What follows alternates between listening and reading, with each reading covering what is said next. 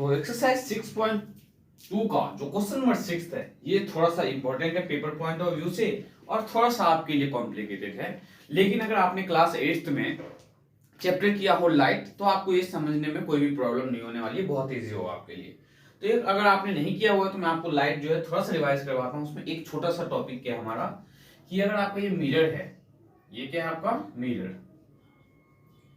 इस मिरर पे अगर हम रे ऑफ लाइट को ऐसे लेके जाते हैं तो ये रे ऑफ लाइट ऐसे रिफ्लेक्ट कर जाता है, ठीक है, रिफ्लेक्शन ऑफ लाइट में है ये रे ऑफ लाइट हम लेके गए तो ये ऐसे रिफ्लेक्ट कर गया। तो इसके बीच में जो हम परपेंडिकुलर मतलब जो ड्रॉ करते हैं ये हम इसको, इसमें जो रिफ्लेक्शन ऑफ लाइट है इसमें नॉर्मल बोला जाता है बेसिकली, लेकिन हम क्या कर रहे हैं परपेंडिकुलर ड्रॉ कर रहे हैं। तो ये जो रे ऑफ लाइट है इस रे ऑफ लाइट को हम बोलते हैं इंसिडेंट रे, ये क्या आपका तो इंसिडेंट रे, और दिस वन आपका क्या है रिफ्लेक्टेड रे, ये आपका रिफ्लेक्टेड रे। जब मिरर के ऊपर कोई भी रे ऑफ लाइट को आप इंसिडेंट करवाते हो और वो जब रे ऑफ लाइट रिफ्लेक्ट करता है और उसके बीच में जब हम परपेंडिकुलर ड्रॉ करते हैं तो इस एंगल को हम बोलते हैं एंगल ऑफ इंसिडेंस और इस एंगल को बोला जाता है एंगल ऑफ रिफ्लेक्शन। इसे क्या बोला जाता है एंगल ऑफ इंसिडेंस और इसे बोला जाता है एंगल ऑफ रिफ्लेक्शन। तो according to law of reflection, law of reflection of light, law of reflection of light, law of reflection of light के अकॉर्डिंग क्या होता है तो हमारा एंगल आई और एंगल आर इक्वल होता है। क्या होता है angle i is always equals to angle r. ये हमने क्लास 8th में किया हुआ है कि angle of incidence is always equals to angle of reflection. Angle of incidence कौन सा है दिस वन, और एंगल ऑफ रिफ्लेक्शन कौन सा है ये, तो ये दोनों एंगल हमेशा इक्वल होते हैं। ये बिल्कुल बेसिक था, इसी का यूज करते हुए हम इस क्वेश्चन को सॉल्व करने वाले हैं। तो देखिए जरा अब हमें इसमें क्या करना है, इसका हम क्या यूज करने वाले हैं। इसमें क्वेश्चन में क्या गिवन है, in the given figure PQ and RS are the two mirror place parallel to each other. PQ and RS दो प्लेन मिरर है, दोनों एक दूसरे को क्या रखा गया है पैरेलल रखा गया है। एक इंसिडेंट रे है, कौन सा इंसिडेंट रे तो AB, तो ये रहा इंसिडेंट रे AB स्ट्राइक कर रहा है कहां पे तो मिरर PQ को एट पॉइंट B पे। यहां पे देखो AB क्या कर रहा है स्ट्राइक कर रहा है, देन यहां से BC फिर से क्या कर रहा है रिफ्लेक्ट कर रहा है, और जब यहां से रिफ्लेक्ट कर रहा है तो ये वापस से स्ट्राइक कर रहा है CD, मतलब C पॉइंट पे स्ट्राइक कर रहा है और CD वापस से रिफ्लेक्ट कर रहा है। तो ये AB क्या है एंगल, ये आपका AB जो है क्या है तो इंसिडेंट रे, ये है रिफ्लेक्टेड रे, और ये वापस से क्या हो गया आपका इंसिडेंट रे। तो ध्यान से देखो अगर हम यहाँ पे परपेंडिकुलर ड्रॉ करें और ये क्या है तो यहाँ पे भी हम परपेंडिकुलर ड्रॉ करेंगे। क्यों, क्योंकि अभी अभी मैंने क्या बताया था कि जब रे ऑफ लाइट को इंसिडेंट करवाते तो उनके बीच में जब हम परपेंडिकुलर ड्रॉ करते तो हमारा एंगल ऑफ इंसिडेंस और एंगल ऑफ रिफ्लेक्शन बनता है।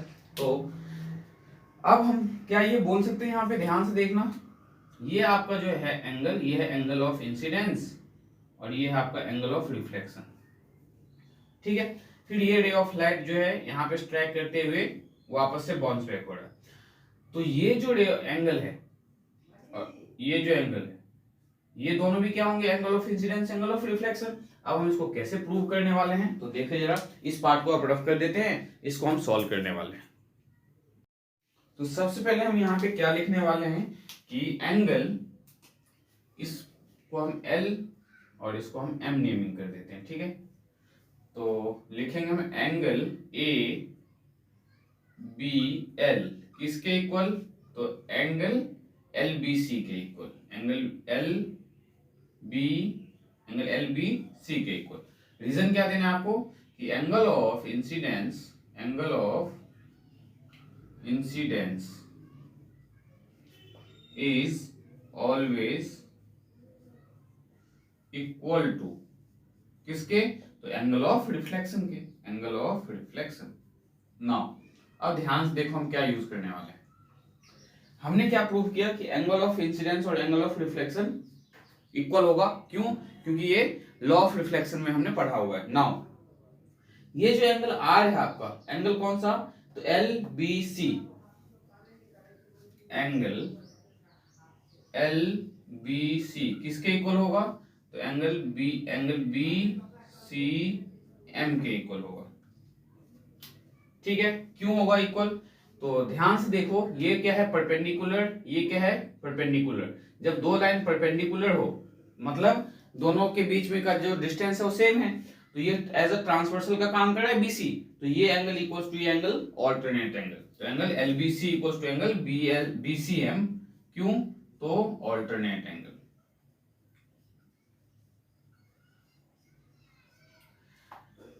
ये हमारा फर्स्ट इक्वेशन है, ये हमारा सेकंड इक्वेशन है। अब ध्यान से देखो, तो ए बी एल प्लस किसके इक्वल है? तो एल बी सी के इक्वल है, और एल बी सी किसके इक्वल है? तो बी सी एम के इक्वल है। तो ए बी एल को अगर हम ऐड करें, ए बी एल में एल बी सी, दोनों इक्वेशन को हम ऐड करते हैं, इक्वेशन 1 और 2 को, एडिंग इक्वेशन 1 एंड 2। जब आप 1 और 2 को ऐड करोगे तो लेफ्ट वाला लेफ्ट में ऐड होगा, तो angle A B L plus angle L B C किसके इक्वल? तो angle L B C plus angle B C M. तो ए बी एल में एल बी सी को जब ऐड करोगे, देखो ए बी एल में एल बी सी जब ऐड करोगे तो क्या मिलेगा आपको? ए बी सी मिलेगा। इनको ऐड करने पे हमें क्या मिलेगा? Angle A B C equals to L B C. देखो तो एल बी सी किसके इक्वल है? तो बी सी एम के, बी सी एम के इक्वल है। और बी सी एम किसके इक्वल होगा? तो एम सी डी के। तो यहाँ पे लिखो, पहले इसको एस टी लिख दो, angle L B C plus angle B C M. But हमें ये पता है क्या?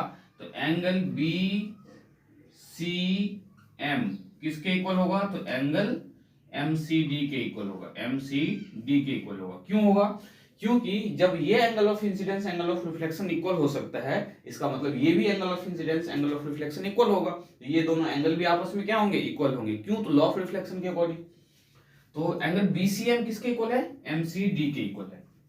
इसका मतलब कि एंगल जब बीसीएम एमसीडी के इक्वल है, तो यहां पे हम देखो तो क्या है हमारे पास? बीसीएम, ये रहा एंगल बीसीएम, और इस एंगल बीसीएम के बदले हम क्या लिख सकते हैं? तो एंगल बीसीएम के बदले हम लिख सकते हैं एमसीडी, या एंगल एलबीसी देखो कहाँ है? तो एंगल एलबीसी, तो एलबीसी वी नो दैट, क्या पता है हमें? तो एंगल एलबीसी किसके इक्वल है? तो एंगल बीसीएम के इक्वल है, बीसीएम के इक्वल है। तो हम एंगल एलबीसी के बदले यहाँ पे एंगल एलबीसी के बदले क्या लिखेंगे? बीसीएम लिखेंगे, ठीक है। तो angle A B C equals to angle BCM plus इस बीसीएम के बदले हम क्या लिखने वाले हैं? तो एमसीडी, तो प्लस एंगल एमसीडी, तो angle A B C equals to angle BCM और एमसीडी को ऐड करो, बीसीएम और एमसीडी क्या मिलेगा? तो बीसीडी मिलेगा, इक्वल्स टू एंगल बीसीडी। फिर से समझाते हैं आपको। सबसे पहले हमने क्या किया? इन दोनों को जब हमने ऐड किया तो हमें ये मिला। अब हमें क्या ध्यान में रखना है कि जैसे हमें इन दोनों को ऐड करने पे एबीसी मिला, वैसे हमें बीसीडी चाहिए। तो बीसीडी के लिए हमें क्या पता है कि एंगल बीसीएम, तो एंगल बीसीएम किसके इक्वल होगा? एमसीडी के इक्वल होगा। तो एंगल बीसीएम किसके इक्वल है? एंगल एमसीडी के इक्वल है। नाउ एंगल एलबीसी और बीसीएम आपस में इक्वल है। क्यों? क्योंकि ये angle of incidence equals to angle of reflection वाला पार्ट है। तो इससे हम इसके हेल्प से हम क्या करेंगे? तो एंगल एलबीसी के बदले हम क्या लिखेंगे? बीसीएम, और एंगल बीसीएम के बदले हम क्या लिखेंगे? एमसीडी। तो ये देखो बीसीएम है यहाँ पे, तो इस बीसीएम के बदले मैंने क्या लिखा? एमसीडी, और यहाँ पे एलबीसी है, तो एलबीसी किसके इक्वल था? बीसीएम के इक्वल, तो हमने यहाँ पे बीसीएम लिखा है।